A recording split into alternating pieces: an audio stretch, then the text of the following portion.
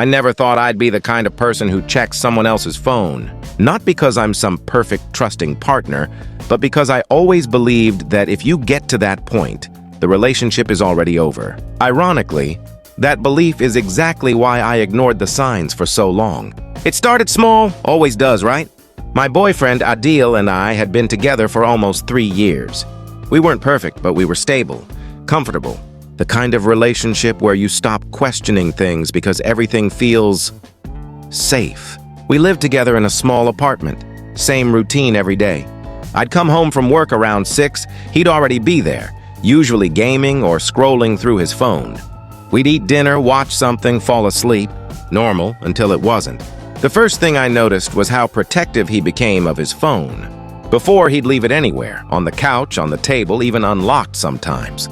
But suddenly, it was always in his hand. Screen turned away, notifications muted.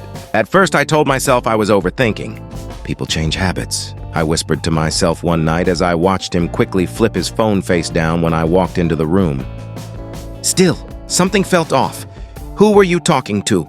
I asked casually, trying to keep my tone light. He didn't even look at me. "Just a friend." "Which one?" He shrugged. "Just from work." That was the first time I felt it, that small, uncomfortable twist in my stomach. Because Adil didn't have friends from work, he texted like that. But I let it go. Because that's what you do when you love someone. You give them the benefit of the doubt, even when your instincts are screaming at you. A few weeks passed, and the little things started piling up. Late-night texting, smiling at his phone for no reason, taking calls in the other room. One night, I woke up around 2 a.m. and realized he wasn't in bed. I walked out quietly and found him sitting in the living room, whispering into his phone. The moment he saw me, he hung up. "Who was that?" I asked, my voice still thick with sleep. "No one," he said too quickly. "No one?" He ran a hand through his hair. "Just work stuff, go back to sleep." At 2 a.m., that didn't make sense.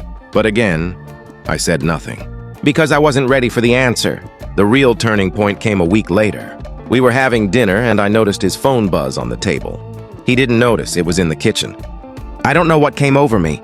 Maybe it was the weeks of doubt. The late nights, the whispers. Or maybe, deep down, I already knew. I picked up his phone. Just to check the notification. That's what I told myself. But the moment I saw the name, my heart dropped. Sana. I froze. Sana? I didn't know any Sana. And definitely not one with a heart next to her name. My hands started shaking as I unlocked the phone. I knew his password. It had always been the same. I hesitated for a second. This was the point of no return. If I opened those messages, everything would change. But I opened them anyway. The texts weren't just flirty.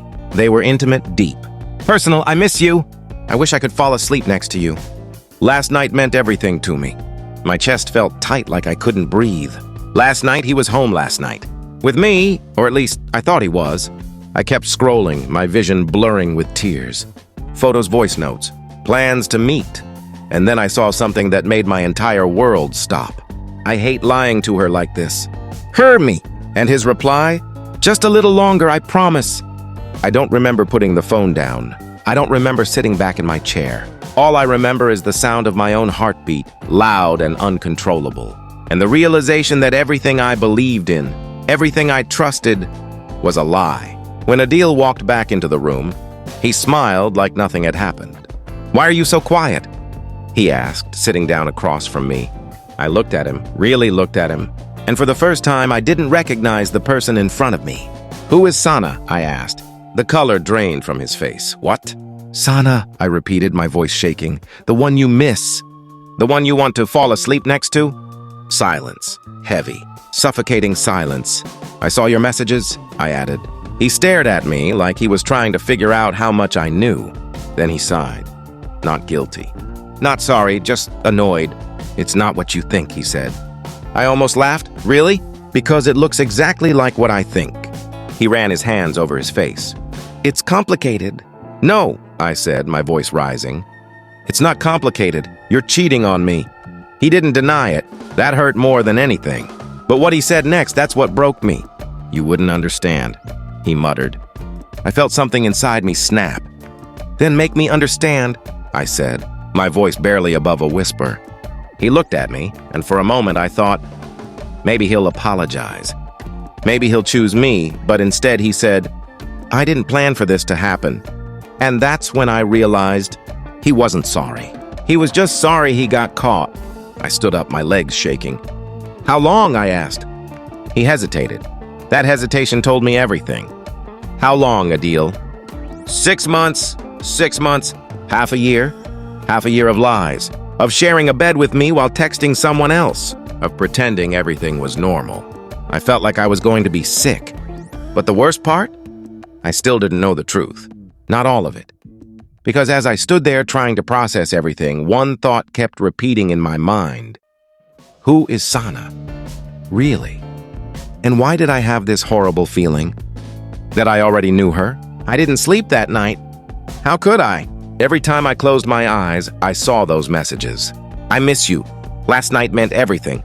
It played over and over in my head like a broken record. Adil tried to talk to me after our argument, but I couldn't even look at him. I felt numb, not angry, not screaming, just empty. And that scared me more than anything. The next morning, I made a decision. I needed answers, not from him, from her. My hands trembled as I opened his phone again. He was still asleep. I found Sana's number and stared at it for a long time. This was crazy. I didn't even know this girl, but she knew me. Or at least, she knew I existed. I took a deep breath and typed a message. "Hi, this is Adil's girlfriend." I stared at the screen, my heart racing. Then I pressed send. I know, 3 dots, 2 words, and suddenly everything felt 10 times worse. I swallowed hard. "Can we talk?" A pause. Then, "You deserve the truth." We agreed to meet that afternoon, at a small cafe near my office. I got there early, my stomach in knots. I kept thinking, what if she's nothing like I imagined? What if she's better than me? Prettier, smarter, easier to love? I hated myself for even thinking that. When she walked in, I recognized her instantly. And in that moment, my entire world collapsed. "Sana," I whispered. She froze. "You know me?" she asked softly. But I already knew the answer. Because Sana wasn't a stranger.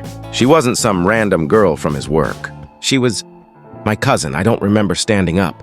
I don't remember walking toward her. All I remember is the sound of my own voice, shaking and broken. "You." Tears filled her eyes immediately. "I didn't know how to tell you," she said. I let out a hollow laugh. "You didn't know how to tell me? So you decided to sleep with my boyfriend instead?" People around us started staring, but I didn't care. Nothing mattered anymore. We sat down, but I couldn't stop shaking. "How long?" I asked, my voice cold now. She looked down. "Almost a year. Longer than what he told me, of course. Why would he tell the truth now?" "I didn't know you two were still together," she said quickly. "He told me you broke up months ago." I stared at her. "You believe that?" I wanted to believe it," she admitted, tears streaming down her face.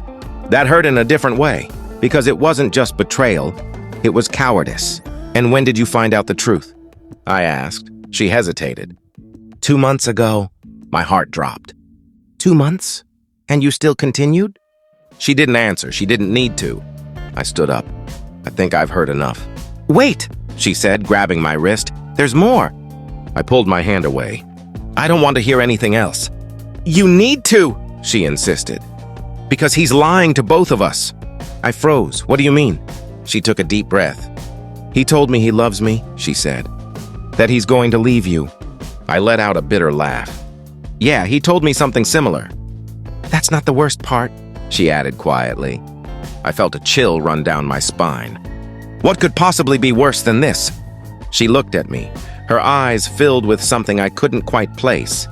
"Fear. He's seeing someone else too." Silence. I blinked. "What?" "There's another girl," she said. "I found out last week."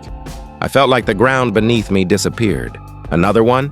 How many lies was this man living? I didn't cry, I didn't scream. I just felt nothing, and that's when I knew I was done. That evening, I went back home. Adil was sitting on the couch like nothing had changed. "Where were you?" he asked. I looked at him, really looked at him, and for the first time, I felt nothing. No love, no anger, just clarity. "I met Sana," I said. His face went pale, and, he asked carefully, "And I know everything." Silence.